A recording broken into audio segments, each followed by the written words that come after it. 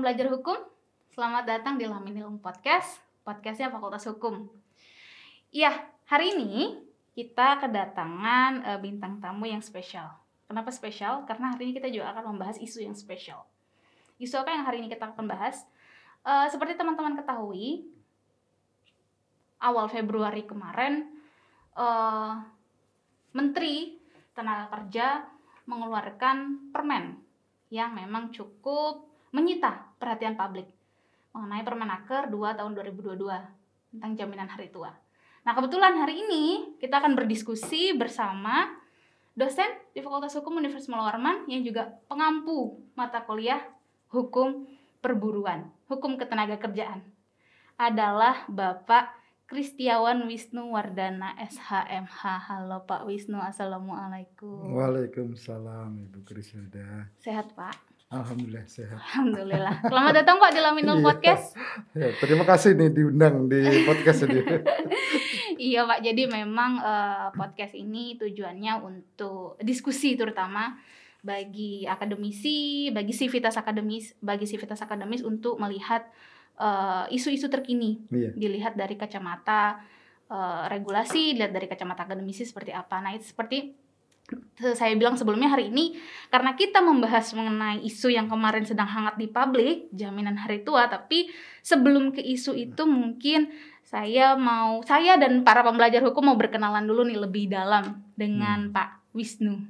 Mungkin boleh dong Pak cerita sedikit masa kecil di mana, pendidikan di mana, bagaimana sih sebenarnya Pak Wisnu sampai bisa terjun dan bergabung di Fakultas Hukum Universitas Muhammad Warman. Mungkin bisa cerita sedikit Pak. Oke, baik Ibu Krisilda. Ya, selamat datang ya. Assalamualaikum warahmatullahi wabarakatuh semuanya. Waalaikumsalam warahmatullahi wabarakatuh. Ya, jadi saya sekarang usianya udah dewasa, sangat dewasa mungkin. Jadi saya ya dari kecil ya itu lahir saya memang di Jawa ya. Di mana Pak? Di Kediri, Jawa Timur. Di Kediri. Ya. Kemudian saya sekolah sampai kelas 5 di Jawa. Kemudian di Kediri itu kemudian pindah ke Balikpapan di tahun 1991. 91 ke Balikpapan. Ya, jadi masih SD itu kelas 5 mau naik ke kelas 6. Dari situlah saya di Balikpapan ya sampai SMP kelas 2 ya. Kemudian saya kelas 3 pindah ke Berau. Ya, karena mengikuti Bapak Dinas ya, pindah mutasi ke Berau. Jadi saya di Berau sampai SMA kelas 1. KTP Berau. Belum ada KTP sih Pak ya? Belum. Domisili di Berau. Iya. Kemudian sampai SMA kelas 1 ya. Sampai SMA kelas 1 baru kemudian Bapak udah pensiun, kembali ke Balikpapan. Jadi saya SMA kelas 2 ya. SMA kelas 2 itu saya kembali ke SMA ya di Balikpapan. Jadi kalau di Balikpapan itu kondisinya saya SD, SMP nyicip semua.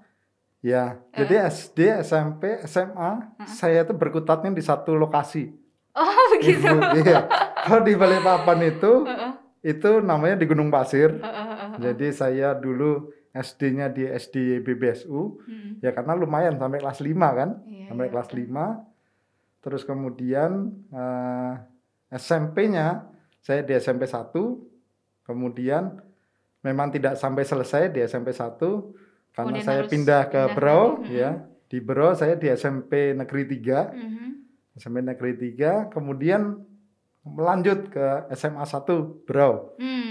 SMA 1 Berau, kemudian sampai kelas 1 saya pindah kembali ke Balikpapan di SMA 1. Nah, kebetulan SD YBBSU, saya dulu SD-nya YBBSU di Balikpapan. Kemudian SMP 1, kemudian SMA 1 itu berseberangan semua. Hanya di satu lokasi. Jadi satu jalan. Iya. Iya. Jadi kalau SD BBSU ini di sebelah sini, SMP 1 di seberangnya, kemudian SMA 1 di seberangnya lagi. Harusnya rumah Bapak daerah situ juga berarti. Karena istilahnya kan Letaknya di situ-situ betul, aja ya. Betul, besarnya di daerah situ. Iya, makanya tuh. Ini alumni sekolah-sekolah yang Bapak sebutkan pasti bangga nih, Pak. Iya. Alumninya dosen Fakultas Hukum. Makanya kalau untuk grup itu sangat banyak, Mbak. Jadi ada grup SD-nya, SMP ada 2 ya kan. Iya, betul. SMA-nya juga ada 2. Alhamdulillah ini teman banyak. Alhamdulillah. Itu keberkahan dari sekolah yang pindah-pindah ya, Pak ya. Iya. Banyak temannya. Iya, betul. Nah, itu kemudian setelah selesai SMA di Balikpapan, saya melanjutkan kuliah di Universitas Lambung Mangkurat. Oh, Banjarmasin, ya. Jadi kemarin itu memang kita UMPTN itu awal saya memilih Fakultas Hukum karena memang nggak ada di Unmul, belum ada waktu itu. Jadi yang ada terdekat itu di Banjarmasin, makanya saya milihnya di Lambung Mangkurat. Kemudian pilihan kedua saya waktu itu di Fakultas Ekonomi, akuntansi dulu. Ternyata tiba-tiba pengumuman itu saya lulusnya di Fakultas Hukum. Pilih nomor 1. Iya, pilihan 1 di Banjarmasin. Ada pertimbangan khusus, Pak? Emang kenapa sih harus Fakultas Hukum gitu, Pak?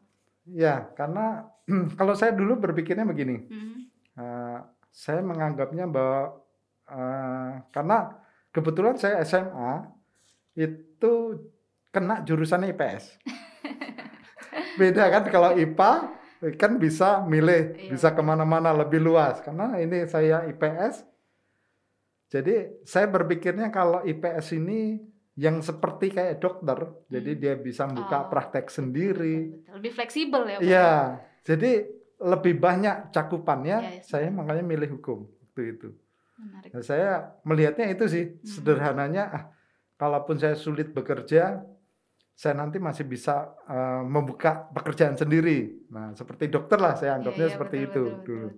Wah, ini juga penting untuk diketahui nih, sarjana hukum. Apa kita ganti aja judulnya, Pak? Pencerahan profesi. Iya, makanya. Kalau menurut saya sih memang alhamdulillah ya. Jadi kita ngambil jurusan hukum.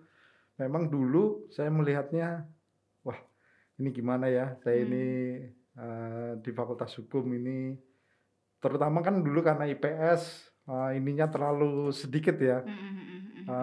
Kalau IPA kan bisa kemana-mana. Ruang lingkupnya kan hanya sosial ya. Kalau nggak FISIP, hukum, ekonomi ya Pak ya. Iya, makanya itu. Stigmanya kan seperti itu. Iya. Jarang sekali ada orang sosial bisa ngambil teknik atau kedokteran seperti itu ya Pak ya. Kalau teknik ataupun IPA kan masih bisa ngambil IPS, tapi kalau IPS kan nggak mungkin. Saya Pak contohnya Pak. IPA murtad nih saya Pak. Iya betul. Jadi saya menganggapnya itulah. Ya, tapi alhamdulillah setelah selesai kuliah, betul. Saya kuliah sekitar 5 tahun, jadi nggak pinter-pinter amat saya Ibu. Jadi kalau kuliah itu ya pas-pasan ya. Tapi yang penting tujuan saya sih, yang penting saya dulu itu cepat-cepat keluar. Karena juga memang kondisi orang tua sudah pensiun, ya kan. Jadi saya harus cepat-cepat untuk keluar. Awal memang Fakultas Hukum pilihan nomor 1 ya. Nomor 1. Nah berarti mulai mengajar ketenaga kerjaan di Fakultas Hukum, mulai bergabung dulu deh, Fakultas Hukum, kemudian akhirnya mengampu mata kuliah ketenaga kerjaan ini gimana anunya Pak? Jadi waktu itu saya 2005 ya, 2005 itu bergabung di Universitas Mula Warman. 2005. Iya, 2005.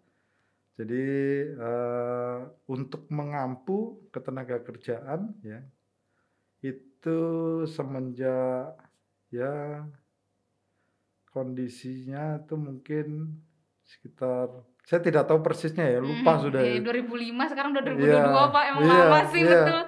Yang penting sudah cukup lama juga lah mengampu gitu. Pengalamannya luar biasa berarti, ilmunya berarti sudah. Karena memang kondisi kenapa saya kadang-kadang tidak terlalu ingat itu karena mata kuliah kemarin kan banyak berubah karena perubahan kurikulum, betul. Jadi saya tidak tahu persisnya kapan mulai mengajar untuk ketenaga kerjaan, cuma saya rasa udah cukup lama lah. Iya, di tahun 2005 bergabung Fakultas Hukum. Iya. Saya aja sekolah wajib belum tamat lagi, Pak. Oke, Pak, menarik tadi apa yang Bapak sampaikan bahwa memang sudah dari 2005 di Fakultas Hukum. Nah, tapi saya akan geser ke tema utama kita, Pak, bahwa kita hari ini akan berbicara mengenai isu yang lagi marak kemarin, di mana Permenaker mengeluarkan regulasinya nomor 2 tahun 2022 di 4 Februari kemarin baru rilis Iya, itu betul. Regulasinya dan memang belum berlaku. Memang rencananya kan akan diberlakukan 4 Mei ya Pak ya kalau saya tidak salah. Betul. Nah, tapi memancing keriuhan nih Pak. Iya. Tapi sebelum ke situ sebenarnya menurut pandangan Bapak sendiri jaminan hari tua, adanya jaminan hari tua yang diatur oleh Permenaker ini sebenarnya kebijakan ini lahir untuk apa sih Pak menurut Bapak? Jadi mungkin saya bisa bicara itu kita mungkin sejarah dulu lah ya. Betul sekali. Ya, sejarah terkait adanya JHT ini. Sebenarnya mulai sudah dari zaman dahulu mungkin tahun 1950-an itu sudah sebenarnya mengatur.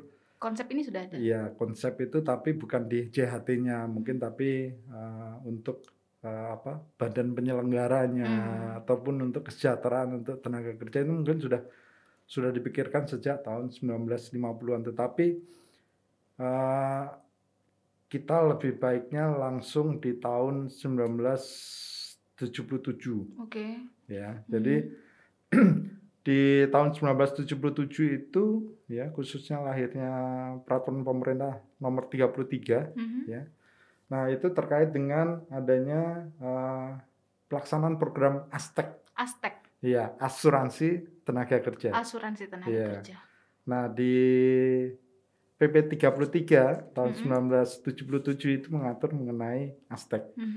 Nah, kemudian keluar lagi peraturan pemerintah 34 ya, itu bahwa penyelenggara ya, itu di dalam program ASTEK itu penyelenggaranya adalah PT ASTEK. Ya. Jadi PP 34 tahun 1977 ya. Nah, kemudian berlanjut ini tadi peraturan pemerintah ya. Kemudian berlanjut menjadi di tahun 1992. Ya, muncul Undang-Undang Nomor 3. Tentang apa tuh, Pak? 3 1992 itu tentang jaminan sosial tenaga kerja. Nah, berubah nih. Dari tadi ASTEK ya, menjadi jaminan sosial tenaga kerja, Jamsostek. Kita kenal istilahnya. Yang kita kenal. Nah, itu Jamsostek itu sendiri ya, itu diselenggarakan oleh badan penyelenggara ya, PT Jamsostek. Ya, itu nanti diatur di peraturan pemerintah nomor 36 tahun 1995. Ya. Jadi penyelenggaranya itu adalah PT Jamsostek. Nah, pada saat itu program yang ada itu masih ada jaminan kesehatan, pemeliharaan kesehatan JPK. Itu include dengan Jamsostek atau terpisah Pak, jaminan yang berbeda? Itu produk sama, yang berbeda? Produknya dari Jamsostek juga. Iya. Jadi waktu itu produknya ada jaminan pemeliharaan kesehatan, kemudian jaminan kecelakaan kerja, jaminan kematian, kemudian ada jaminan hari tua. Ya, jadi ada 4. Jadi 4 program ini yang ada di PT Jamsostek waktu itu. Ya. Nah, kemudian karena ada amandemen Undang-Undang Dasar ya 1945, nah itu berubah lagi. Nah, ini muncul adanya Undang-Undang 40 ya tahun 2004. Ya. Nah, itu terkait dengan sistem jaminan sosial ya. Sistem Jaminan Sosial Nasional SJSN ya. Ini karena tadi munculnya karena ada amandemen ya Undang-Undang Dasar 1945. Nah, terkait dengan Undang-Undang 40 ini ya. Ini terkait bahwa program yang ada ya. Program yang ada itu termasuk tadi ya, yang JHT tadi, ya, jaminan hari tua tadi, ini dibayarkan untuk yang memasuki masa pensiun, ya, kemudian meninggal dunia, kemudian yang mengalami cacat total. Nah, ini di Undang-Undang 40. Di tahun 2004 tadi? 2004, khususnya di pasal 35 dan 37. Oh, jadi di Undang-Undang 2004 itu sudah memuat konsepnya JHT. Iya, konsep JHT tadi. Ya.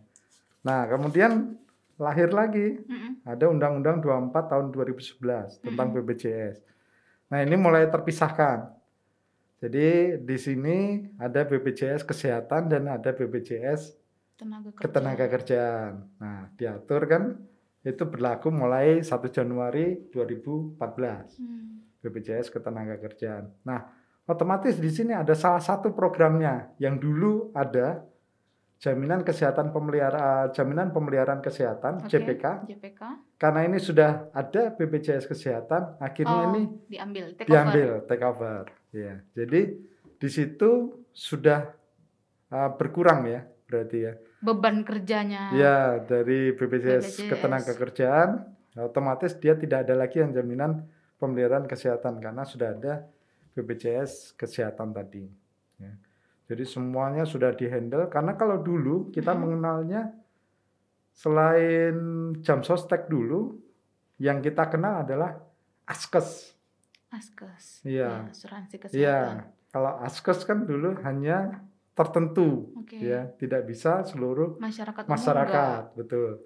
Jadi karena ini sudah BPJS Kesehatan untuk seluruh, ya, seluruh warga negara, kemudian dikhususkan, makanya untuk ketenagakerjaan itu hanya 4 tadi, yang berkurang ya. Jadi jaminan kesehatannya itu sudah pindah ke BPJS Kesehatan, betul. Nah, kemudian berkaitan dengan itu, ya, berkaitan dengan Undang-Undang 40 tadi tahun 2004 ya, tentang SJSN tadi. Nah, itu akhirnya dilihat tadi kan ada JHT itu memasuki usia pensiun, meninggal dunia dan mengalami cacat tetap. Ya. Itu konsep di Undang-Undang 2004 ya, Pak ya? Iya. Undang-Undang 40. Tapi konsep JHT ini apa sudah ada, Pak, di produknya Jam Sostek sebelumnya? JHT sudah ada, ya. Oh, sudah ada. Di Jam Sostek tadi kan ada yang beberapa program termasuk di dalamnya itu memang sudah ada JHT. Berarti memang sudah ada ya, Pak? Sudah ada. Berarti bukan program yang baru lahir di tahun 2004 ya? Jadi memang sudah ada mulai dari Astek tadi sebenarnya sudah ada, ya. Cuma ada pembaruan ya, sampai akhirnya di Undang-Undang 40 tadi. Nah, terus kemudian di dalam Undang-Undang 40 tadi, ya, mengacunya ke sana, akhirnya kalau kita lihat bahwa muncul adanya PP, ya, Peraturan Pemerintah 46, ya. Nomor 46 tahun 2015. Nah, ini itu yang terkait dengan penyelenggaraan JHT. Betul. Ya. Nah, di dalam penyelenggaraan JHT ini di PP 46 2015 ini lebih spesifik lagi. Kalau tadi Undang-Undang 40 2004 itu terkait dengan memasuki usia pensiun. Iya, betul, bahasanya seperti itu. Tetapi kalau di PP 46 Peraturan Pemerintah Nomor 46 2015 ini lebih dispesifikkan lagi. Jadi peserta mencapai usia 56 tahun. Oh, jadi di PP sudah ada bunyi 56 tahun itu, Pak. Bukan ujuk-ujuk di Permenaker. Bukan. Jadi di Peraturan Pemerintah Nomor 46 2015 itu sebenarnya sudah muncul, ya, bahwa memang peserta itu mencapai usia 56 tahun, kemudian mengalami cacat total tetap, kemudian meninggal dunia. Oke. Tapi sebelum kita jauh, Pak, ke rangkaian sejarah regulasi yang Bapak sebutkan tadi, kira-kira, Pak, dengan adanya serangkaian jaminan tersebut yang difasilitasi oleh negara, tujuannya buat apa sih Pak menurut Bapak? Ya, sebenarnya kalau ini sebenarnya masih saya sambungkan lagi sih, sebenarnya ada yang masih ini ya. Silakan Pak, silakan Pak. Jadi tadi peraturan pemerintah nomor 46 itu adalah memang mencapai usia 56 tahun tadi. Nah, peraturan pemerintah nomor 46 ini akhirnya diperbarui. Dengan munculnya peraturan pemerintah nomor 60. Di tahun yang sama, 2015. Nah, di sini masuknya peraturan pemerintah nomor 60 ini menspesifikkan terhadap masalah usia pensiun. Nah, di dalam usia pensiun ini,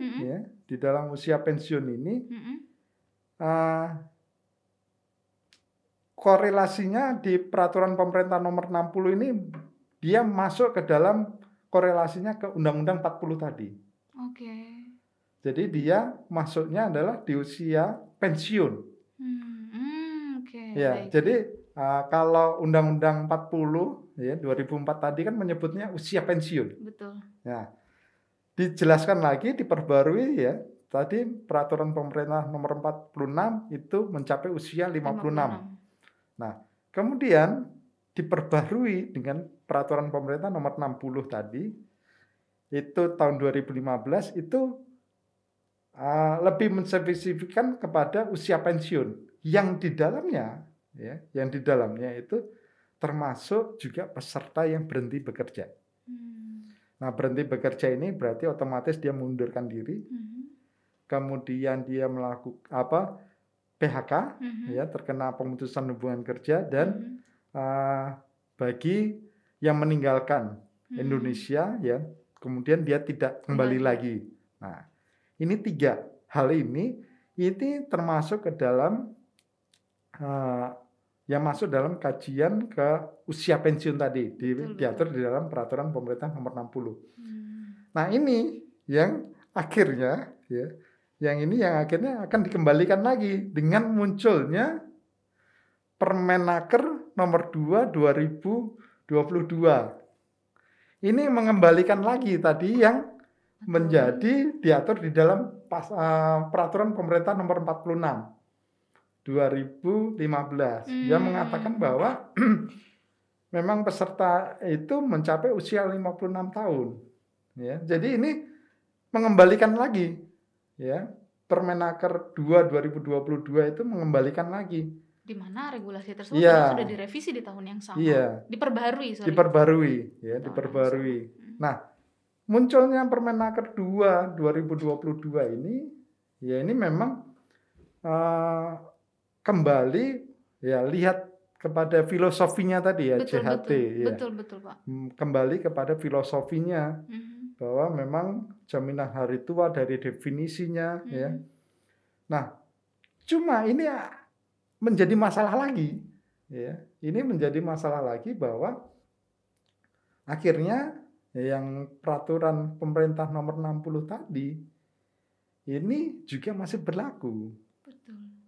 Jadi ini kan masih akhirnya menjadi kontradiktif ya. Betul. Iya, bahwa Permenaker 2 2022 itu mengacunya tadi di 56. Peraturan pemerintah nomor 46 ya.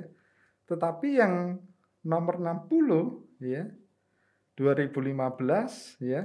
Ini yang akhirnya melahirkan adanya Permenaker 19 2015. Itu yang membolehkan misalnya setelah tenaga kerja atau pekerja itu sudah berhenti, ya, sebulan kemudian baru bisa mengambil klaimnya. Nah, ini yang diatur di dalam Permenaker 19 2015 itu yang akhirnya dicabut. Yang akhirnya dicabut oleh Permenaker 2 tahun 2022. Tetapi yang menjadi dasarnya tadi peraturan pemerintah nomor 60 2015 itu kan masih berlaku. Betul. Nah, disinilah yang masih menjadi kontradiktif. Ya. Jadi masih menjadi kontradiktif bahwa memang ini juga lahirnya Permen 2 2022 ya. Ini untuk mengembalikan filosofinya ya, untuk JHT tadi mengacu di peraturan pemerintah nomor 46 2015. Tetapi memang kondisinya ini yang masih menjadi permasalahan. Karena di peraturan pemerintah, walaupun Permenaker 19 2015 yang dicabut, Iya, betul. Dicabut dengan Permenaker 2 2022, tetapi yang menjadi dasarnya tadi peraturan pemerintah 60 2015 itu masih ada. Wah, ruwet ya, Pak. Itu, iya. Makanya kenapa ini menjadi keriuhan, Betul, ya, betul. kekisruhan, ya, menurut saya itu ini menjadi salah satu dilema. Pak, sebentar, saya meng-highlight PP ya tadi Pak ya 2015. Iya. PP 45 46. PP 46 dengan PP 90. 60. 60, ya. sorry. Sama-sama tahun 2015. Iya. Nah, sebenarnya ini kan juga ada perbedaan substansi. Iya. Yang satu secara spesifik menyebutkan umur, yang satu memasuki usia pensiun. Iya. Nah, apakah dengan adanya PP terbaru ini meniadakan, bagaimana hubungannya Pak antara PP 60 dengan PP 46? Apakah dengan adanya PP 60 ini meniadakan PP 60 atau masih sama-sama eksis dua-duanya? Jadi kalau PP peraturan pemerintah nomor 60 ini kan memperbarui. Iya. Otomatis jadi memperbarui, merevisi ya Pak ya? Iya.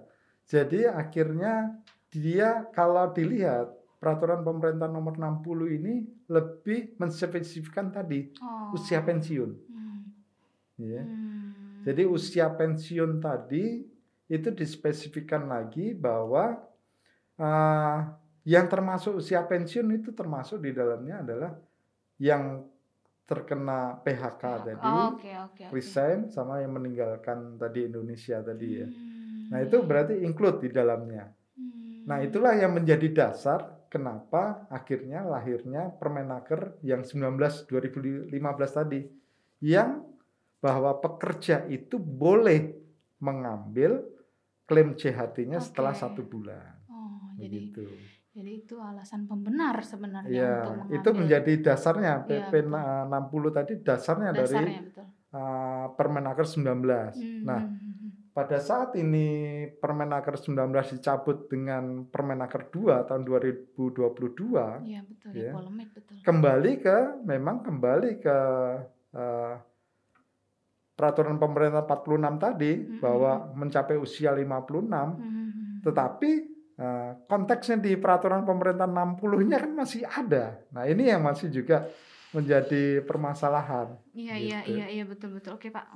Menarik. Memang dari segi legal substannya masih kontradiktif ya Pak ya, sehingga pengaplikasiannya pun jangankan masyarakat ya, pemerintah juga jadi bercabang seperti itu ya Pak ya. Betul. Oke, Pak. Tapi kan kalau kita kembalikan memang ke kejaminan hari tua seperti yang Bapak bilang tadi kan filosofinya tentu diharapkan sesuai judul ketika seseorang tersebut ya mencapai masa pensiun, mencapai masa tuanya, tujuannya seperti itu. Nah, dengan adanya pengecualian tadi gimana Bapak melihat itu Pak? Apakah sesuai dengan filosofi awal dari adanya produk JHT ini sendiri? Ya. Terkait hal ini sebenarnya saya bukan yang termasuk pro dan kontra ya terkait dengan hal ini. Saya melihatnya bahwa pemerintah membuat kebijakan ini juga pasti ada tujuannya. Tetapi saya melihat juga kondisi ya. Kenapa misalkan pekerja itu dia bersuara kemudian meneriakkan bahwa tidak setuju terkait dengan Permenaker 2 2022 ini juga menjadi bahan pertimbangan ya. Sekali lagi saya tidak pro dan kontra di sini. Tetapi kenapa misalkan para pekerja ini bersuara? Karena memang kondisinya ya. Kenapa waktu itu misalnya Presiden Jokowi ya akhirnya mengeluarkan tadi akhirnya muncul terbitnya Permenaker 19 2015 karena memang kondisi-kondisi yang seperti itu. Akhirnya bahwa pekerja bisa mengambil setelah 1 bulan ya setelah berhenti bekerja. Nah, apalagi kondisi-kondisi sekarang ini ya. Kondisi-kondisi sekarang ini yang bahwa masih pandemi, Betul, ya. betul.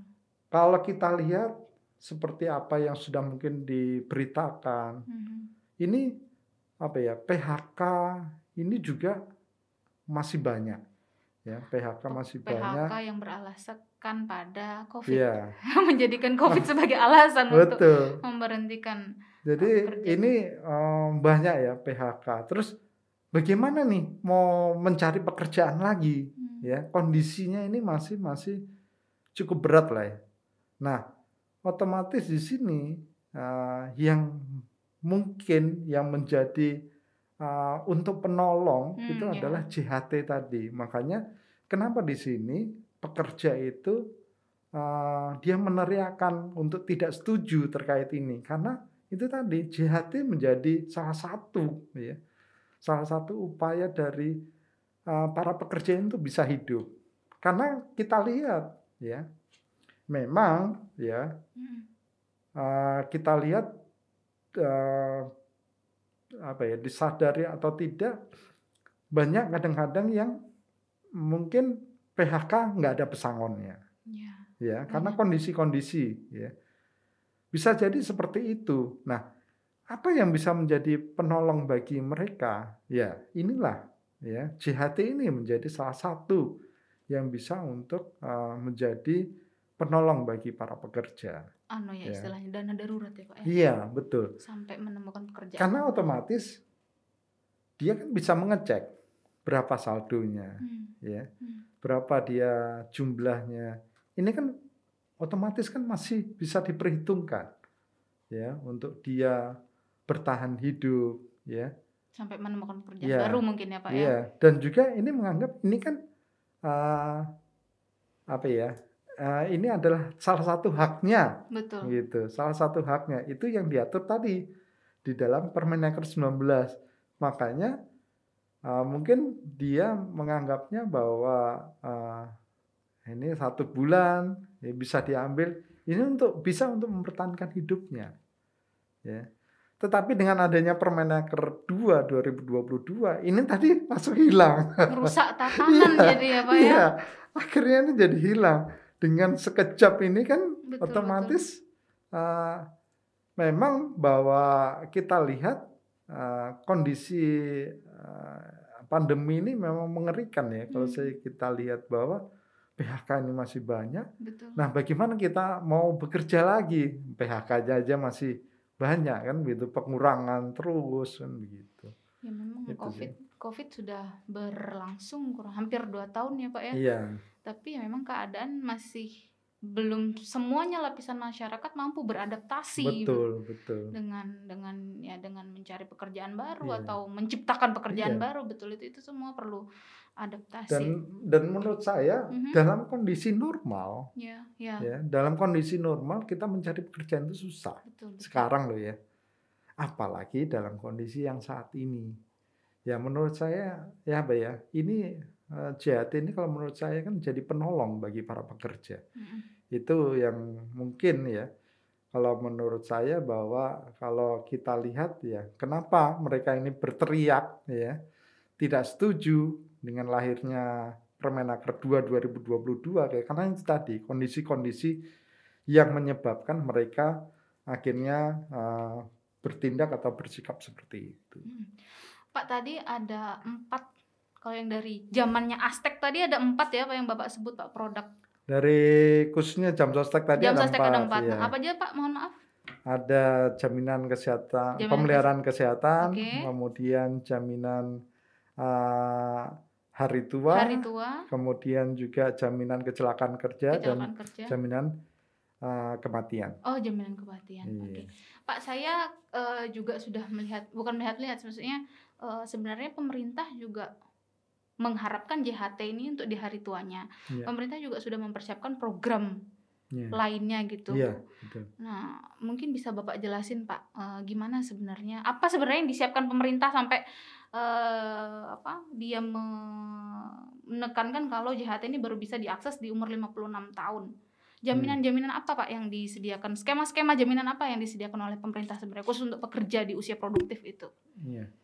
Jadi kalau kita lihat ya, bahwa mulai tahun 2015 ya, 2015 ya, khususnya berkaitan dengan selain daripada jaminan hari tua, ada lagi yang diluncurkan oleh pemerintah itu mulai 1 Juli ya, 2015 itu adalah jaminan pensiun. Jaminan pensiun. Ya.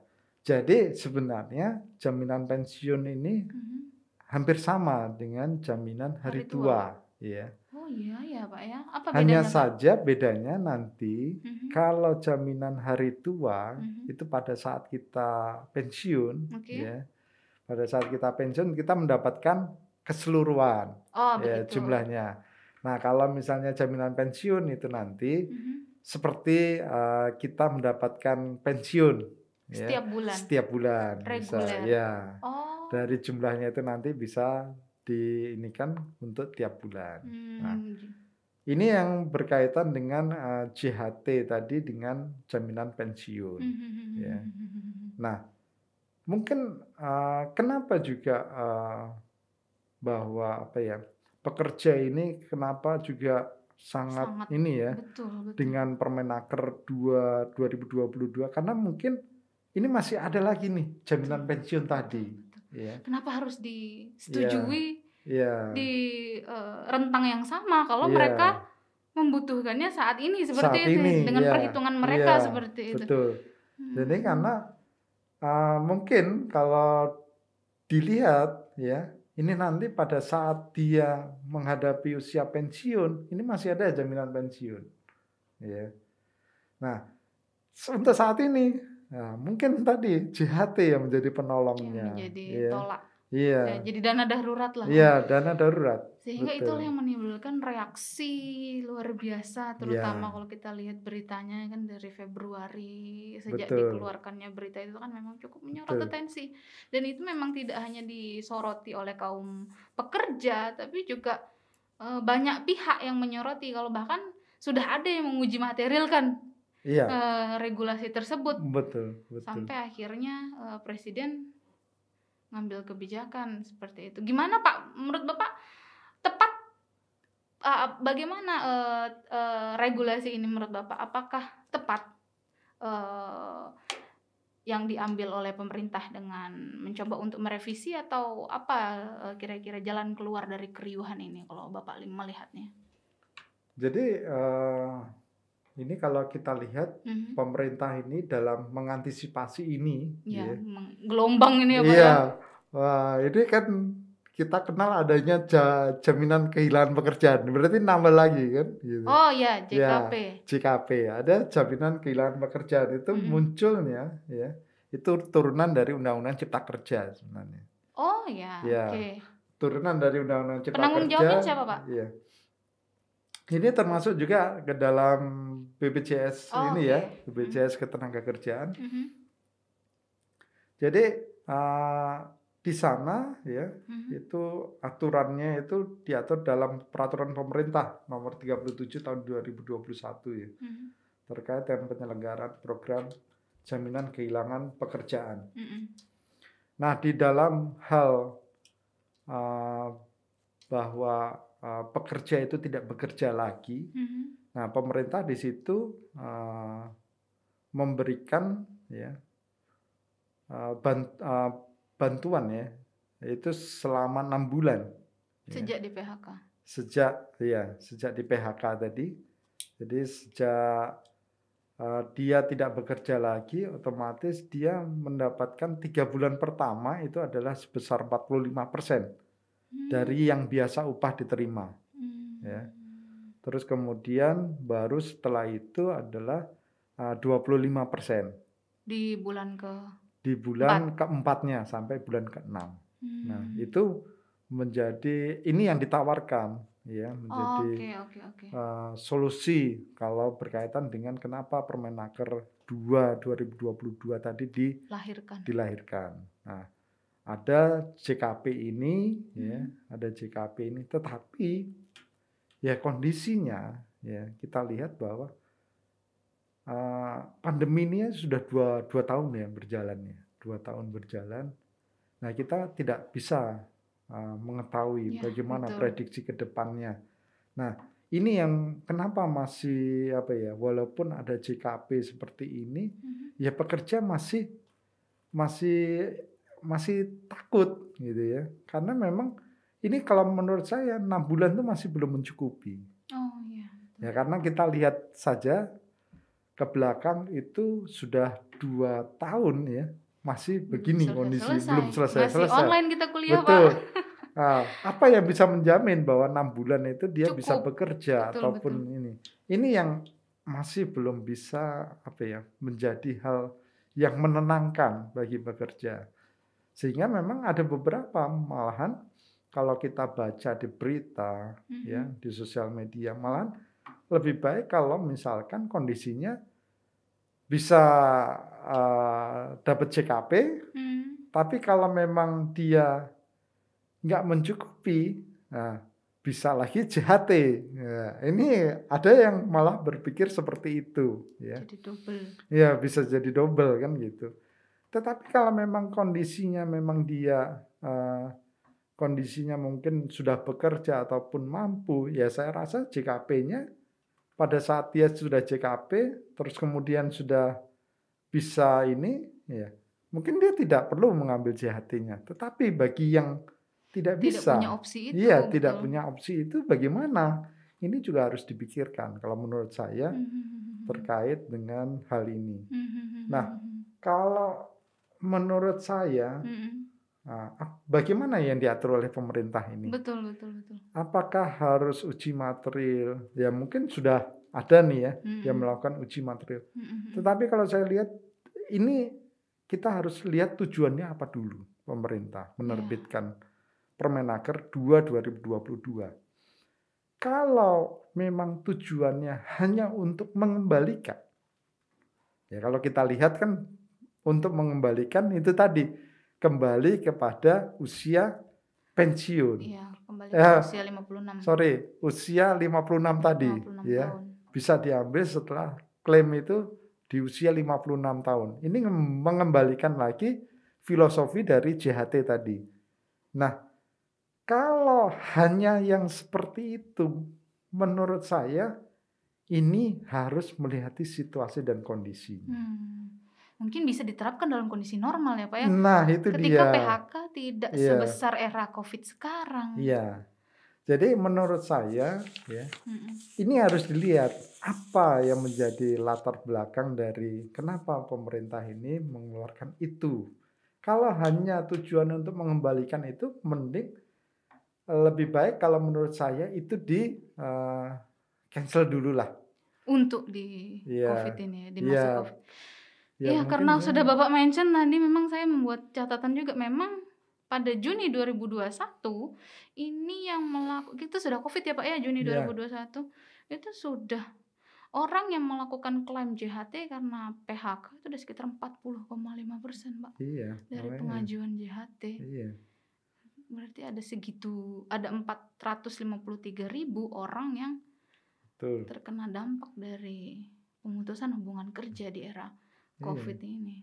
Jadi menurut saya kalau memang tujuannya hanya untuk mengembalikan tadi mengembalikan filosofi tadi, lebih baik jangan dulu lah diterapkan kalau menurut saya. Tetapi kalau misalkan seandainya pemerintah masih tetap juga bahwa ini sudah mengeluarkan, ya saya sependapat juga bahwa itu harus diuji material gitu. Nah memang ini kan kondisinya, ini sebenarnya saya rasa kalau misalnya kondisinya tidak seperti ini tidak ada masalah menurut saya. Ya karena kita kembali lagi, dulu adanya jam sostek, ya kan JHT usia pensiun, usia 56, tidak ada masalah. Tidak ada yang protes ya Pak. Tidak ada masalah. Ini sebenarnya kembali lagi kategorinya adalah bagaimana menghadapi situasi dan kondisi. Bagaimana kepekaan terhadap kondisi yang ada. Memang banyak banyak yang mengatakan bahwa selain daripada JKP ini pemerintah kan juga ada akses pelatihan kerja. Betul. Kemudian juga ada akses informasi lowongan kerja, betul. selain pelatihan kerja tadi. Nah, tapi bagaimana Untuk lowongan tepat kerja menyasar ya. kepada mereka-mereka yang Betul. Apakah 6 bulan itu pekerja itu sudah mendapatkan pekerjaan? Ini yang menjadi tanda tanya. Dan ini yang masih ditakutkan. Memang walaupun ini masih ditakutkan ya, ibaratnya ditakutkan itu kan asumsi ya. Iya, berarti betul. Tetapi kan melihat dari kenyataan yang ada. Respon. Karena kondisi yang ada saat ini, kita bekerja itu sangat sulit. Ya logikanya kita lihat bahwa pengurangan itu terjadi terus. Bagaimana kalau dia mau rekrutmen ya? Bagaimana dia bisa masuk kerja kalau ini terjadi pengurangan terus? Iya Pak. memang ketika itu di kondisi normal mungkin tidak masalah dikeluarkan Permenaker, tapi menjadi masalah ada memang sekarang era kita sedang tidak mudah. COVID ini menjadi alasan bagi perusahaan-perusahaan untuk menyetop tenaga kerjanya, mengurangi kontrak tenaga. Dan ini menjadi polemik bagi kaum buruh sendiri, pekerja sendiri. Karena di mana selama ini pikirannya meskipun mereka PHK dengan tanpa pesangon, tapi masih ada dana JHT yang keluar dari ya istilahnya dana JHT kan sumbernya juga dari pendapatan mereka sendiri yang disisihkan oleh pengusaha seperti itu. Nah Pak, kalau kita melihat kembali kan sebenarnya tanggal 21 Februari kemarin akhirnya Jokowi sudah mengeluarkan entah perintah atau saran kepada Bu Menteri untuk merevisi ya Pak ya. Sedangkan tuntutan buruh dicabut Pak. Gimana Bapak ngeliat, mending direvisi atau dicabut Pak? Ya, makanya kalau kita lihat memang kondisinya kalau memang itu menjadikan bahwa itu menjadi dasar filosofi tadi ya mungkin lebih baik dicabut kalau menurut saya. Tetapi kalau misalnya memang pemerintah ada tujuan yang lain ada yang tujuan lain dan masih tetap untuk memaksakan ya mungkin ya alternatifnya ya uji material mau tidak mau begitu. Selesaikan ya Pak regulasi tersebut. Betul. Karena memang kondisi yang saya sampaikan di awal tadi ini sebenarnya juga latar belakangnya ini ada sesuatu hal yang masih menjadi polemik sebenarnya, masih kontradiktif. Iya, betul. Jadi ini yang harus juga diselesaikan dulu, ya betul. Gitu. Jadi menurut saya memang jangan terburu-buru lah. Jadi memang kalau misalnya hanya mengembalikan tadi filosofi, ya mungkin masukan saran saya ya tunggu waktu yang tepat. Tunggu keadaan normal. Ya itu dicabut dulu, dicabut dulu. Mungkin nanti pada saat yang tepat baru sesuaikan ke filosofinya ya Pak ya. Memang gimana ya kalau kita berbicara tujuan dari hukum sendiri kan kebermanfaatan ya Pak. Betul. Kalau kebijakan itu lahir tidak memberikan manfaat maka juga akan menyengsarakan masyarakat pada umumnya. Karena juga pembentukan hukum itu sendiri sebenarnya itu kan juga harus melihat situasi dan kondisi. Kan begitu, kondisi masyarakat. Karena kalau kondisi masyarakatnya juga itu juga tidak baik, otomatis bagaimana hukum itu akan bisa diterapkan dengan baik juga. Otomatis ini pasti akan menjadi salah satu ini ya. Keterkaitan Iya Pak, pandangan baru sekali bagi saya sendiri, terutama juga saya yakin bagi pembelajar hukum, ternyata ini yang terjadi. Kenapa JHT menimbulkan gejolak nasional? Kalau bisa kita lihat berita-berita bulan Februari kemarin memang luar biasa. Statement terakhir Pak sebelum kita tutup sesi diskusi yang seru ini, apa yang ingin Bapak sampaikan? Ya mungkin sekali lagi saya mengatakan bahwa saya tidak pro dan tidak kontra. Tetapi mungkin yang perlu mungkin pemerintah ini harus lebih peka. Ya, harus lebih peka dengan situasi dan kondisi yang ada. Karena kenapa? Bahwa seperti skema-skema tadi misalnya ada JKP, kemudian ada lowongan kerja, kemudian ada pelatihan kerja. Ini terkadang ini yang masih menjadi hal yang tidak menenangkan di dalam pekerja. Bagi masyarakat, Bagi masyarakat pekerja. Ya, bagi pekerja ini masih belum menenangkan karena nggak ada yang bisa mengetahui bahwa setelah 6 bulan itu dia bisa bekerja. Apalagi kalau kita lihat yang dahulu ya, itu berapa tahun itu, lebih daripada 6 bulan. Nah ini yang masih menjadi kekhawatiran. Walaupun itu memang kita tidak akan bisa ada yang tahu ya, melihat nanti ke depannya lebih baik ataupun kondisinya masih tambah buruk misalnya, kita tidak tahu. Nah ini mungkin menjadi masukan bagi pemerintah itu untuk lebih peka menurut saya dengan mengeluarkan kebijakan-kebijakan yang ada. Kebijakan-kebijakan yang ada diharapkan lahir lebih menenteramkan ya Pak. Iya, betul. Tidak moro-moro, membingungkan. Iya, malah membuat itu tadi akhirnya membuat keriuhan, gejolak di masyarakat. Tanpa itu saja kita menghadapi COVID sudah. Ya, buktinya betul. Kita sekarang pakai masker lagi betul. Pak. Makanya itu. Kemarin episode sebelumnya sudah lepas masker Pak, iya, sudah turun. Iya. Ternyata sekarang tinggi lagi, kita kembali prokes lagi Pak, siaran pakai masker lagi. Kesehatan lebih penting ya Pak ya. Betul. Terima kasih banyak Pak Wisnu. Sama-sama. Luar biasa sekali ini mencerahkan keriuhan apa yang sedang terjadi, dan kita harap semoga memang kalaupun itu direvisi, semoga itu memberikan kedamaian, betul, ketentraman, tidak hanya bagi pekerja tapi bagi masyarakat juga. Betul. Dan kalaupun memang diuji materialkan, ya semoga itu juga memberikan efek yang menenangkan ya Pak ya, memberikan manfaat terutama, memang itu menjadi kunci dari. Menurut saya memang yang paling baik itu adalah otomatis kan memberi kesejahteraan ya. Ya betul. Ketenangan Pak. Tadi juga memberikan kesejahteraan. Ya, kesejahteraan bagi masyarakat dan pekerja pada khususnya. Terima kasih banyak Pak Wisnu atas waktunya meluangkan waktu di Lamin Ilmu Podcast. Saya juga mohon maaf ini kalau misalnya mungkin apa yang saya jelaskan ini ataupun yang saya sampaikan mungkin ada yang mungkin ada kekeliruan ataupun ada yang ini, saya mungkin mohon maaf ya. Iya Pak, tapi sungguh ini pertemuan ini sungguh membukakan mata apa yang sebenarnya terjadi, apa yang sebenarnya kemelut yang terjadi di Permenaker 2 2022 sendiri. Terima kasih banyak Pak Wisnu. Sama-sama. Mohon ditunggu kalau misalnya nanti ada isu-isu ketenaga kerjaan lagi. Siap untuk menerima undangannya. Semoga kita senantiasa sehat selalu ya Pak ya. Siap. Baik, demikian pembelajar hukum edisi Permenaker 2 nomor 2 tahun 2022 tentang jaminan hari tua. Pada episode kali ini dengan bintang tamu Bapak Kristiawan Wisnuwardana SHMH. Semoga memberikan manfaat bagi pembelajar hukum semua, dan Assalamualaikum warahmatullahi wabarakatuh. Waalaikumsalam.